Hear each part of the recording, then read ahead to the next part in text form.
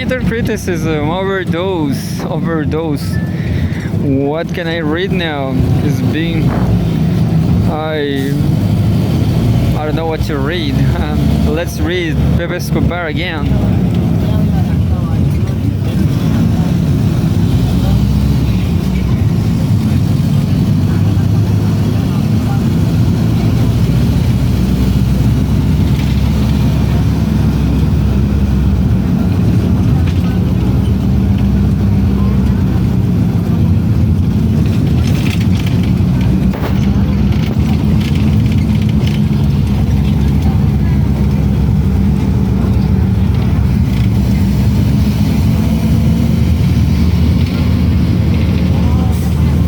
Strategic Culture Foundation, going to Kashmir, just find Alice in Wonderland. Pepe Escobar wrote April 30, yesterday, 2025. I guess I'm not going to make it to the end. Welcome to Ruler of the World, thus Wonderland, the sound of what hypnotic Kashmir riff. Honestly, I don't know this song. And I don't care. I guess I will never listen Led Zeppelin. I prefer Pet Shop Boys. Two overarching taboos region on the now shattered collective West. First, can define the Ukraine regime as Nazi taboos. Second, can condemn the psychopathological Israeli genocide in Gaza. Absolutely, yeah. They are crazy people. They are hysterical, more than hysterical. They are neurotical, absolutely. The taboos happen to be inextricably linked to the forever wars deployed non-stop by the Empire of Chaos, Zionist axis.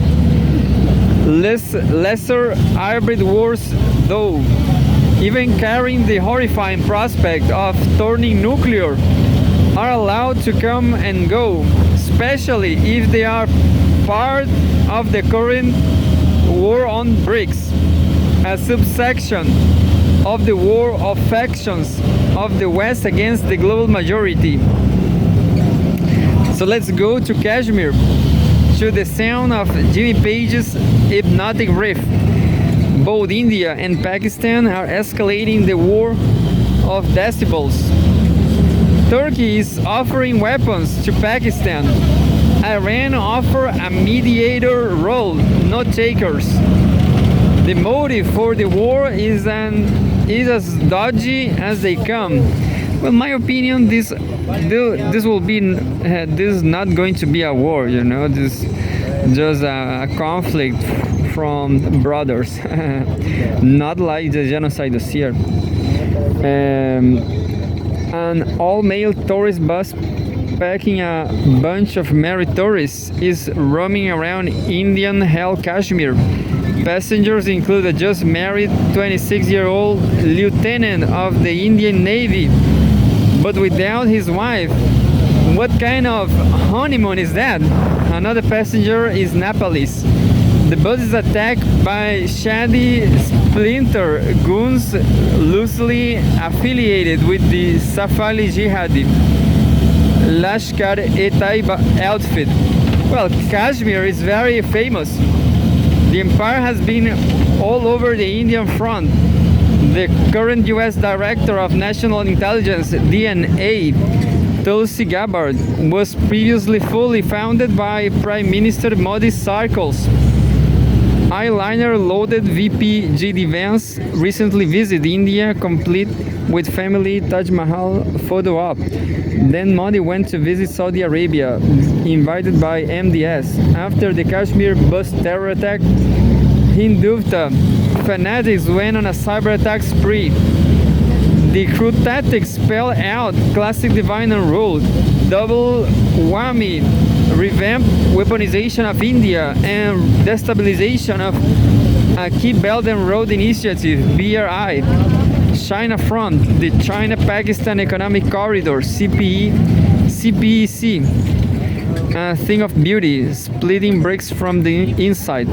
None of that, of course, legitimizes the ghastly Pakistani military, which have thrown in jail on spurious charges the man who was trying to bring Pakistan to respectability, Imran Khan. Is up once again to the adults in the room, any room, Russia, to de-escalate. This could be ideally performed inside the CSCO, where both India and Pakistan are members side by side with Iran. Moscow chose to take the initiative by himself. Deputy Foreign Minister Andrei Rudenko met with both India's ambassador to Russia, Vinay Kumar, and Pakistan's ambassador to Russia, Muhammad Khalil Jamali. Russian terminology is essential.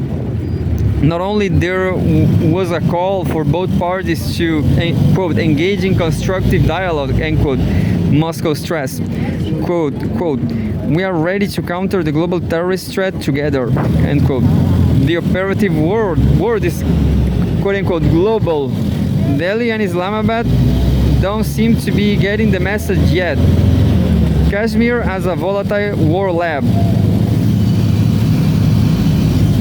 An infernal machine is predictably on. It's as if the Anglo-Zionist axis is using Kashmir as a volatile lab for a series of live tests, including pushing nuclear powers to the brink of confrontation. And all that dealt with casual insouciance, practically as a sideshow. Nothing coming from Sultan Erdogan and his intel apparatus could possibly be seen as trustworthy. In Syria, the MIT's assets, the Head Chopper Inc., congregated in Great Iblistan, ended up being installed in power in Damascus. Just 1 second.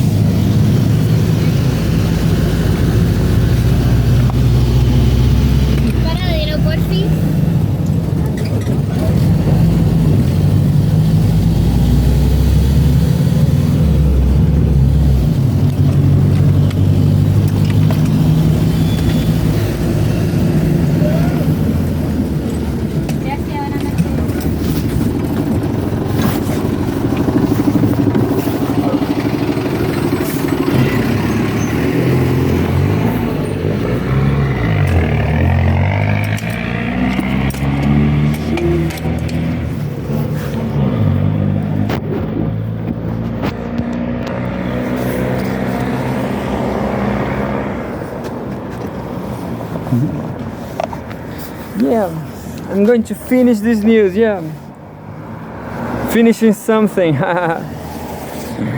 Still, I didn't did my test, but I'm going to do tomorrow morning. MIT's assets. The Head Chopper Inc. congregated in Greater Iblistan ended up being installed in power in Damascus, with their Zionist-friendly gang leader now posing as president. The comprador Yankee junta in Islamabad, for its part, may be facing the abyss, which in itself qualifies as suspicious news. In parallel, suspense accrues on whether Modi will show up for the Victory Day parade on May 9 in Moscow, and what he will tell his Russian hosts. BRICS members Russia and Iran want the International North-South Transportation Corridor (INSTC) running smoothly to India sooner rather than later. The game gets even more complex when we see that the Iranian investigation is finally starting to consider that the horrendous explosion at the Shahid Rajai port may have been an act of sabotage or an FPV strike. Extra pressure on China is a real motivator for setting up this war lab. Now Beijing not only needs to start worrying about an explosively renewed India-Pakistan front, but also extra CIA-MI6 mischief, pushing the Pak connection to Uyghur Salafi jihadists. There's no chance in hell Delhi will really understand Beijing's geopolitical predicaments. A perfect scenario for the hybrid war gang. Meanwhile, at the BRICS front, at least there are some signs of rationality coming once again from Grandmaster Lavrov. Even before the BRICS foreign ministers meeting early this week in Rio, Lavrov cut to the chase on the financial and geoeconomic front.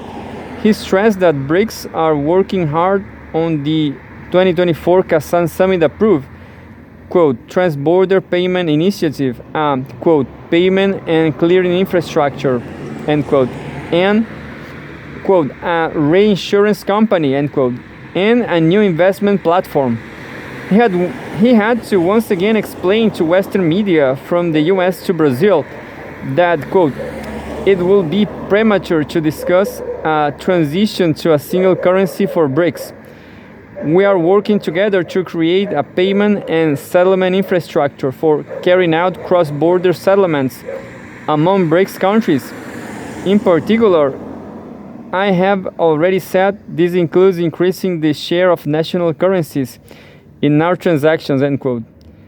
A BRICS common currency, a specter hovering over Trump 2.0, will only come back to the table, quote, once the necessary financial and economic conditions are in place, end quote. Until then, the war on BRICS, hybrid and otherwise, will be relentless.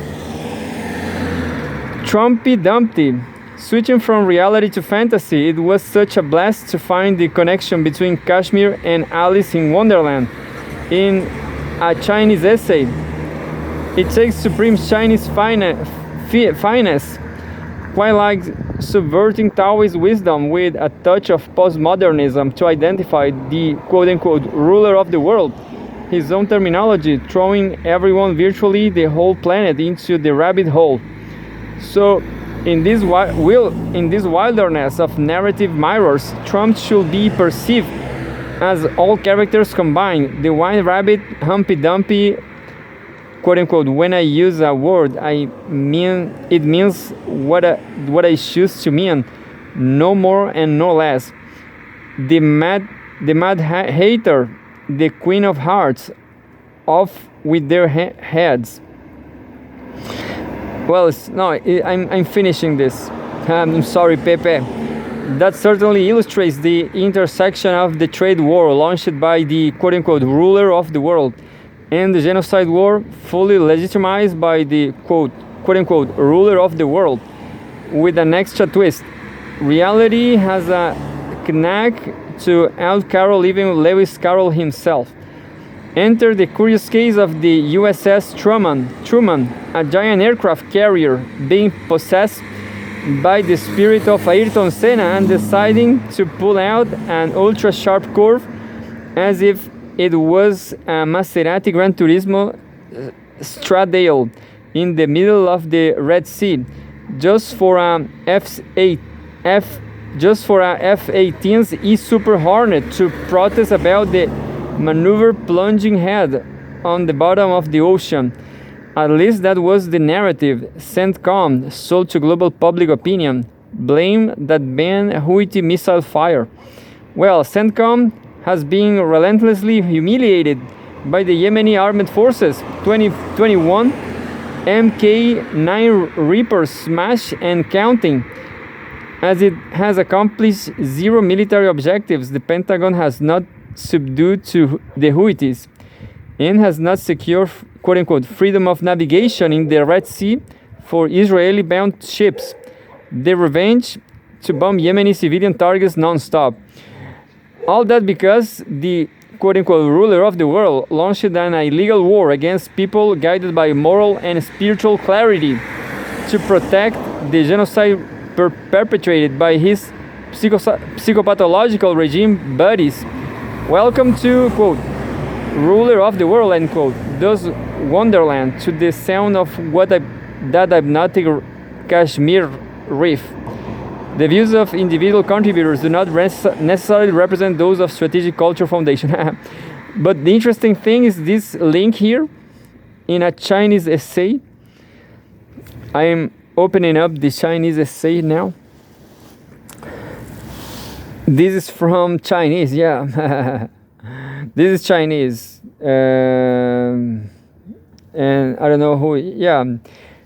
Zero. I have no clue on Chinese, but I hope someday to see the translation. But anyways, it's cool.